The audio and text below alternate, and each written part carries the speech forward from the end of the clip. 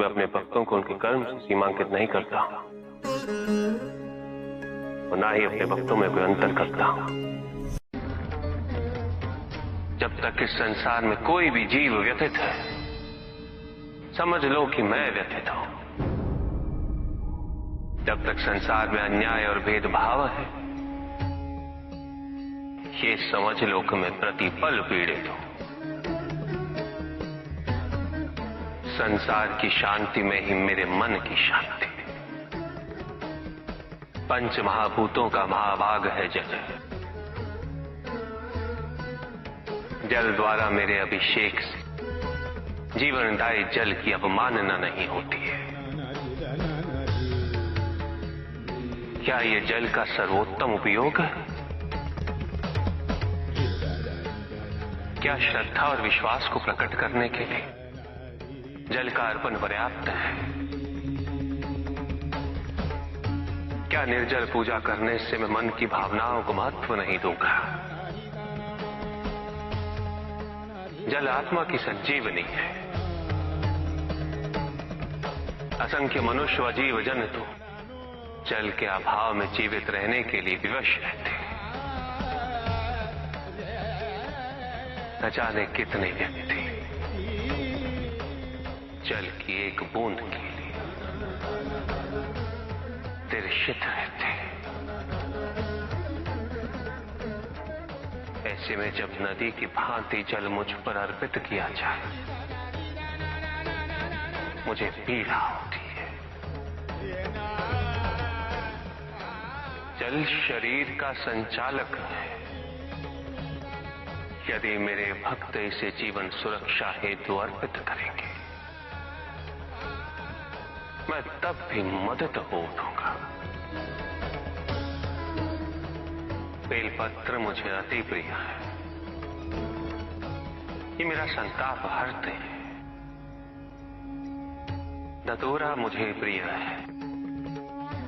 ये मुझे शांति देता है। किंतु यदि संसार शांति का युद्ध क्षेत्र बना रहेगा, मेरे स्वजनों के बीच सदैव महायुद्ध छिड़ा रहेगा, तो मात्र धतूरा और बेलपत्र अर्पित करने से मेरे मन को शांति कैसे मिल जाएगी?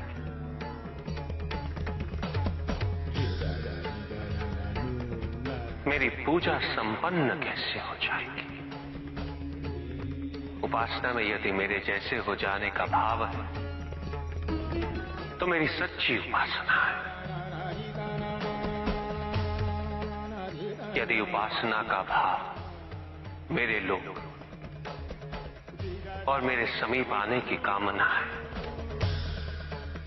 तो सच्ची पूजा और भावना है। तुम मन में स्मरण करो, मैं सुनता हूं। तुम मन में मुझे पुकारो, मैं आता हूं। मुझे कुछ नहीं चाहिए। यदि तुम मन को शिवमय बनाते हो, तो वही मेरा शांति से परिपूर्ण कैलाश है। वही मेरी सुंदर काशी है। वही मेरी उज्जैनी है।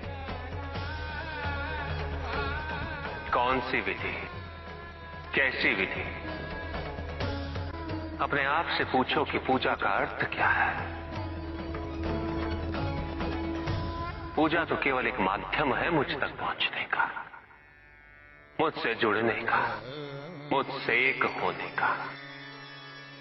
किंतु जो मुझे ही विभाजित कर दे, वो मुझसे एक कैसे हो सकता है? कैसे जुड़ सकता है मुझसे? जो अपनी भक्ति के मार्ग को औरों के मार्ग से श्रेष्ठ समझे,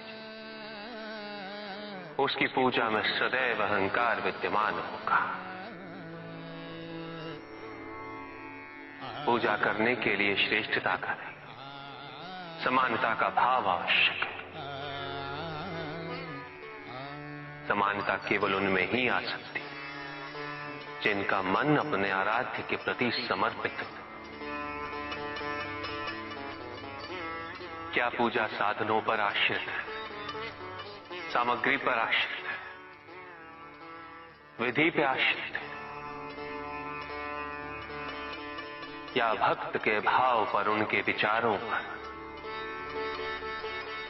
यदि पूजा करते समय व्यक्ति को यह स्मरण रहे कि वो कितनी श्रद्धा, कितने समर्पण और कितनी भव्यता से पूजा कर रहा है, तो वो पूजा नहीं।